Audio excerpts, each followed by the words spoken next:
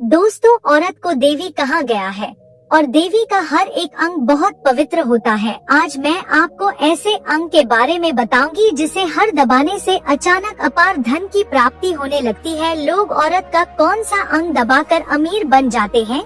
जो भी मनुष्य औरत का यह अंग दबाता है उसके घर में सदा माँ लक्ष्मी का वास रहता है और महालक्ष्मी की कृपा सदैव बनी रहती है। तो दोस्तों, आज की इस वीडियो में हम आपको एक सच्ची कहानी के माध्यम से बताएंगे कि औरत का वह कौन सा अंग है जिसे हर पुरुष को दबाना चाहिए। अधूरी जानकारी विष के समान होती है, इसलिए वीडियो को बीच में ना छोड़ें और पूरा देखें।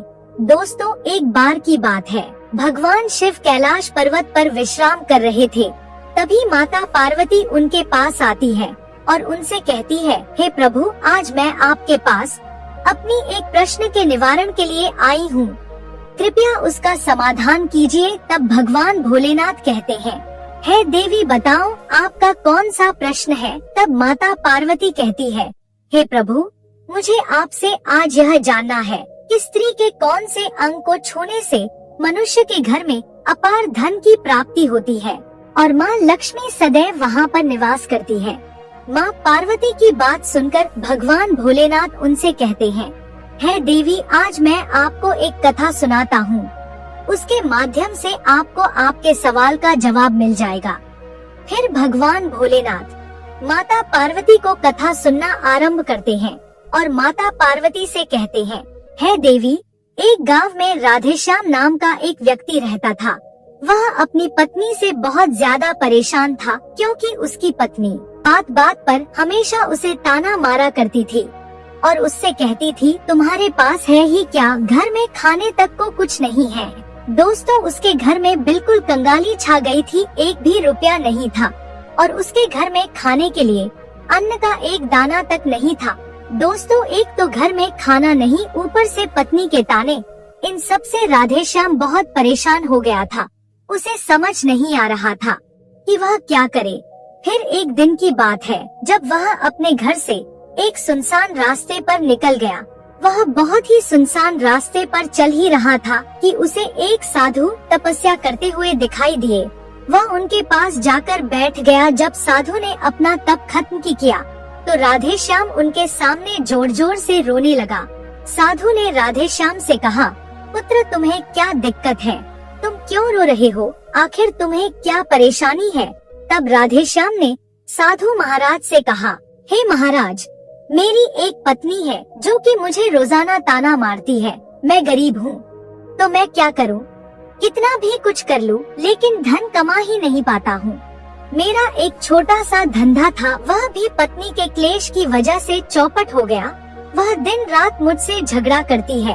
अब तो मैं दाने दाने के लिए परेशान हो गया हूँ। हमारे घर में खाने के लिए कुछ भी नहीं है, इसके अलावा पहनने के लिए वस्त्र भी नहीं है। लेकिन मैं अपनी पत्नी को समझाता हूँ कि वह मुझे ताने ना मारे, मुझसे झगड़ा ना करे, लेकिन वह बिल्कुल भी नहीं मानती। साधु जी, इसी वजह से मैं बहुत ज्यादा परेशान हूँ। इसी वजह से मैं घर छोड़कर यहाँ आया हूँ। राधेश्याम की बात सुनकर साधु जी कहते हैं, रो मत बेटा, मैं तुम्हें एक काम बताने जा रहा हूँ जो तुम्हारी किस्मत चमका देगा। तुम्हें अपनी औरत का सिर्फ यह अंग दबाना है, अचानक तुम्हारे घर में धन की प्राप्ति होने लग जाएगी। तुम देखते ही देखते अमीर बन जाओगे। इसके बाद साधु जी कहते हैं, जो भी पुरुष औरतों का यह अंग दबाता है उसके घर में कभी भी धन की कमी नहीं रहती है और न ही उसके घर में लड़ाई होती है। वह जो भी व्यापार करता है उसमें हमेशा तरक्की होती है। फिर साधु जी ने कहा, अब मैं तुमको औरत के उन अंगों के बारे में बताने जा रहा हूँ। इसे ध्यान से सुनना और अपने जीवन में इस पर गौर करना। साधु महाराज की बात सुनकर राधेश्याम उनसे कहता है कि जितना जल्दी हो सके मुझे यह बता दो। दोस्तों, तभी साधु जी महाराज उस आदमी को एक कहानी सुनाते हैं और बताते हैं कि एक नगर में एक किसान रहता था। उसके बहुत सारे खेत थे जिस पर वह दिन रात मेहनत करता था। उसके घर में किसान और उसकी पत्नी रहा करते थे। उस किसान और उसकी पत्नी में आपस में बहुत ज्यादा प्रेम था। उसके घर में किसी भी प्रकार की लड़ाई झगड़ा या क्लेश नहीं होता था। इसी वजह से उसके घर में सदैव महालक्ष्मी का वास रहता था और उसके खेतों में इतनी ज्यादा पैदावार होती थी कि वह दिन प्रतिदिन और अमीर होता जा रहा था। उस किसान और उसकी पत्नी में इतना प्रेम था कि आसपास के लोग उन्हें देखकर जल जाया करते थे। धीरे धीरे उसके पूरे गांव के लोग जान गए कि किसान और उसकी पत्नी में बहुत ज्यादा प्रेम है। धीरे धीरे यह बात उस नगर के राजा तक पहुंच गई।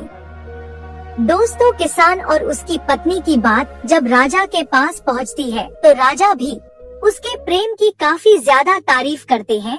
वह सभी से बताते हैं कि हमारे नगर में एक किसान और उसकी पत्नी रहते हैं जिनमें कभी भी लड़ाई झगड़े नहीं होते हैं। उन दोनों में आपस में इतना प्रेम है कि मैंने ऐसा अपनी जिंदगी में कभी भी नहीं देखा। एक बार की बात है, राजा पूरे नगर में ढिंढोरा पिटवा देता है कि इस नगर में जितने भी लोग हैं वह सभी अपने घर में घी का दिया जलाएंगे। राजा की पत्नी पूछती है कि आप ऐसा क्यों कर रहे हैं, सबके घर में घी का दिया क्यों जलवा रहे हैं। तब राजा अपनी पत्नी की बात सुनकर कहते हैं, दीपक प्रेम की निशानी होता है। जिसके घर में घी का दीपक जलता है उसके घर में सदैव प्रेम बना रहता है। और मैं चाहता हूँ कि जो प्रेम किसान और उसकी पत्नी के घर में है वह हमारे पूरे नगर में रह रहे पति पत्नी के बीच हो। इसीलिए मैं हर घर में दीपक जलाना चाहता हूँ। दोस्तों, राजा के सैनिक जाते हैं और हर जगह नगर में ढिंढोरा पीट देते हैं और कहते हैं सभी के घर रात भर घी का दीपक जलना चाहिए। दोस्तों, राजा की बात मानकर सभी नगरवासी अपने घर में दीपक जला देते हैं। लेकिन जैसे ही आधी रात होती है सभी के घर के दीपक बुझ जाते हैं, लेकिन किसान के घर का दीपक वैसे ही जलता रहता है। दोस्तों, दीपक हमेशा किसान की पत्नी जलाती थी लेकिन उसकी बात नहीं मानती थी। वह हमेशा अपनी मनमानी करती थी। उसका जो भी मन करता था वही काम करती थी। लेकिन किसान को इस बात से कोई भी दिक्कत नहीं होती थी क्योंकि किसान बहुत समझदार था। किसान सोचता था यदि मैं अपनी पत्नी को रोक टोक करूँगा तो घर में बेवजह ही लड़ाई झगड़ा होंगे। कई चीजें किसान इस वजह से अनदेखा करता था कि उसके घर में प्रेम बना रहे। राजा अपने महल को छोड़कर पूरे नगर का नजारा देख रहे थे। तब उन्होंने देखा कि सारे नगर में किसी के घर में दीपक नहीं जल रहा है, लेकिन किसान के घर में दीपक जल रहा है। तब राजा अपनी रानी से बोलता है कि देखो, किसान और उसकी पत्नी के घर में दीपक जगमगा रहा है लेकिन पूरे नगर में कहीं भी दीपक नहीं जल रहा है। इसी से पता लगता है कि किसान और उसकी पत्नी में कितना प्रेम है। तब राजा की पत्नी राजा से बोलती है कि जो किसान और उसकी पत्नी में प्रेम है वह किसान की पत्नी की वजह से है और इसी वजह से उसके घर में इतना ज्यादा प्रेम है। दोस्तों, जब राजा रानी की बात सुनता है तो कहता है, नहीं, तुम्हारा सोचना गलत है। जो प्रेम किसान के घर में है वह उसकी पत्नी की वजह से नहीं है बल्कि वह किसान की वजह से है। फिर रानी कहती है कि किसान की पत्नी बहुत ज्यादा समझदार है, आपका सोचना गलत है और यही वजह है जो कि उनके घर में कभी भी लड़ाई झगड़ा नहीं होता है। फिर राजा कहता है कि किसान समझदार है और रानी कहती है कि किसान की पत्नी समझदार है। दोस्तों, इसी तरह कुछ देर चलता रहा। इसी बात को लेकर राजा और रानी के बीच काफी झगड़ा हो गया। इसके बाद रानी ने राजा की दाढ़ी उखाड़ ली और राजा ने रानी को उठाकर पटक दिया। इसके बाद राजा कहता है, हम लोगों को झगड़ा करने की जरूरत नहीं है, क्यों ना हम किसान और उसकी पत्नी की परीक्षा ले ले। सारा दूध का दूध और पानी का पानी हो जाएगा। लड़ाई करने के बाद इस बात पर राजा और रानी दोनों सहमत हो गए और दोनों की परीक्षा लेने के लिए तैयार हो जाते हैं। तब राजा अपने महल में जाता है और एक पुरुष सैनिक को बुलाता है और पुरुष सैनिक से बोलता है कि तुम किसान के पास जाओ और जो जो प्रश्न मैं तुमसे बोल रहा हूँ वह तुम किसान को बोल देना। वह पुरुष सैनिक बोलता है, ठीक है महाराज। वह सैनिक राजा की बात सुनकर किसान के पास जाता है। उस समय किसान की पत्नी खेतों में गई थी, लेकिन किसान की कुछ तबीयत ठीक नहीं थी। इस वजह से वह खेतों पर नहीं गया था। इस समय वह सैनिक किसान के घर पहुंच जाता है और किसान से कहता है, मैं राज दरबार से आया हूँ, राजा साहब ने मुझे भेजा है। दोस्तों, सैनिक की बात सुनकर किसान कहता है, बताइए मैं आपकी क्या सेवा कर सकता हूँ। आप बैठ जाइए, मैं आपके लिए पानी लेकर आता हूँ। तभी वह सैनिक बोलता है कि नहीं, तुम कुछ भी मत लाओ, मैं राजा का सैनिक हूँ, बस आपके पास राजा का समाचार लेकर आया हूँ। तब किसान कहता है, ठीक है, आप मुझे बताओ राजा साहब ने मेरे लिए क्या समाचार भेजा है। फिर सैनिक कहता है, किसान, राजा साहब ने यह बोला है कि यदि तुम अपनी पत्नी को छोड़ देते हो तो राजा जी आपको बहुत सारे हीरे जवाहरात और साथ में तुम्हारी जमीन से 2 गुना ज्यादा जमीन राजा जी आपको गिफ्ट में देंगे। इसके अलावा राजमहल का आधा हिस्सा भी आपको दिया जाएगा। लेकिन जो किसान ने जवाब दिया वह सुनने लायक है। किसान ने कहा, राजा जी अपना पूरा राजमहल मुझे क्यों ना दे दे, लेकिन मैं अपनी पत्नी को नहीं छोड़ूंगा। जाओ और अपने राजा से कह दो कि किसान ने ऐसा कहा है। फिर सैनिक जाता है और राजा को सारी बातें बताता है। इस समय रानी वहाँ पर सैनिक की बात सुन रही थी।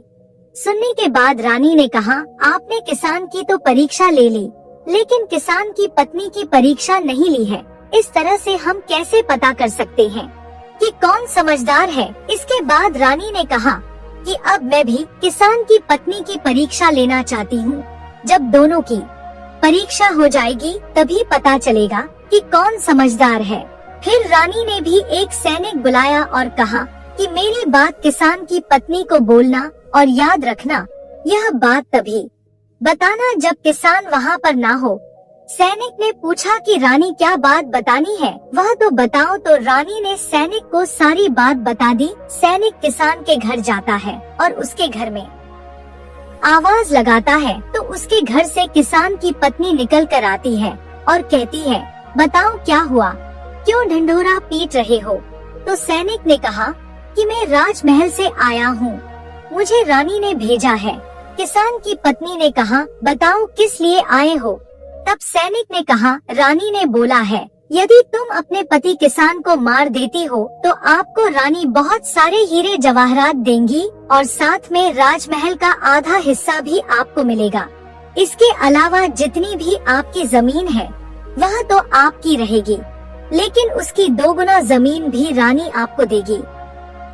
यह बात सुनकर किसान की पत्नी तैयार हो जाती और कहती है, ठीक है, यदि मुझे रानी साहिबा देंगी तो मुझे मंजूर है, मैं अपने पति को मार दूंगी।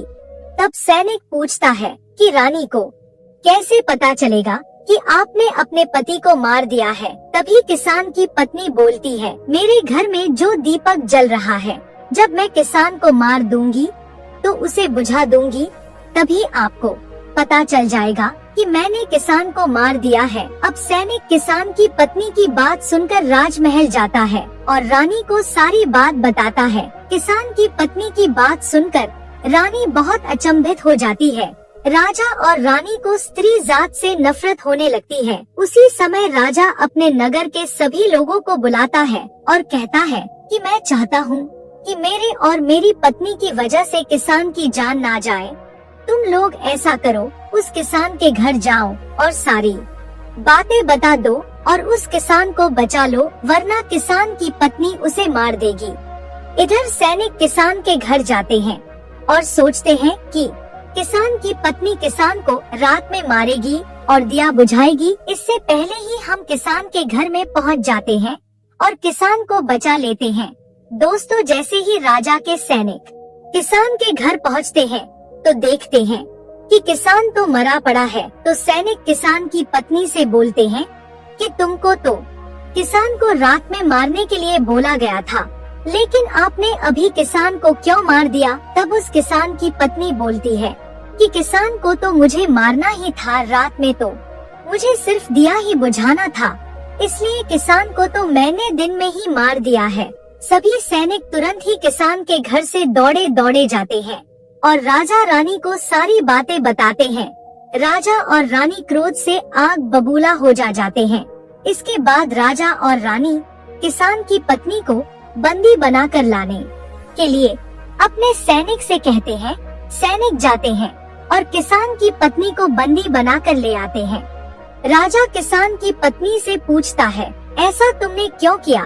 तुम लालची औरत हो, तुम्हें पैसों से प्यार है। तभी किसान की पत्नी ने जवाब दिया और बताया कि मुझे तो किसान को पहले ही मारना था, वह तो मैं कोई बहाना ढूंढ रही थी, क्योंकि किसान की आदत बहुत खराब थी, वह मेरे साथ बहुत खराब व्यवहार किया करता था। तो राजा ने कहा, ऐसा क्या करता था किसान? तो किसान की पत्नी ने जवाब दिया कि वह मेरे नाक का ऊपरी हिस्सा अपनी उंगली से हमेशा दबाया करते थे। इसके अलावा किसान एक काम और मेरे साथ करता था, वह किसान मेरे कान का पिछला हिस्सा अक्सर अपनी जीभ से स्पर्श किया करता था।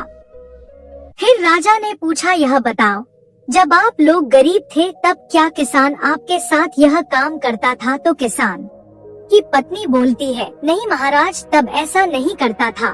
तब राजा ने कहा, मैं समझ गया कि किसान ऐसा क्यों करता था। उसी समय साधु जी ने राधेश्याम से पूछा, तुम्हें कुछ समझ में आया? औरत का कौन सा अंग दबाने तथा चूसने से लोगों को अचानक धन की प्राप्ति होती है? तो राधेश्याम ने कहा, नहीं साधु जी, मुझे अभी समझ में नहीं आया। तभी साधु जी कहते हैं, अगर अभी समझ नहीं आया तो मैं फिर से आपको बताता हूँ। किसान अपनी पत्नी के साथ जो पहला काम करता था वह है उसके नाक के ऊपरी हिस्से को अपनी उंगली से दबाता था। तो जिस भी मनुष्य के घर में पैसों की किल्लत है उसे अपनी उंगली से औरत के नाक के ऊपरी हिस्से को जरूर दबाना चाहिए। दोस्तों, औरत के नाक के ऊपरी हिस्से को बहुत शुभ माना जाता है। इसी वजह से जो यह काम करता है वह हमेशा धनवान पुरुष बन जाता है। दूसरा काम है, जो भी पुरुष औरत के कान का पिछला हिस्सा अपनी जीभ से स्पर्श करता है उसकी किस्मत के द्वार खुल जाते हैं, उसे अचानक धन की प्राप्ति होती है। और ऐसा इसीलिए होता है क्योंकि औरत के कान के पिछले हिस्से में माता लक्ष्मी का वास होता है।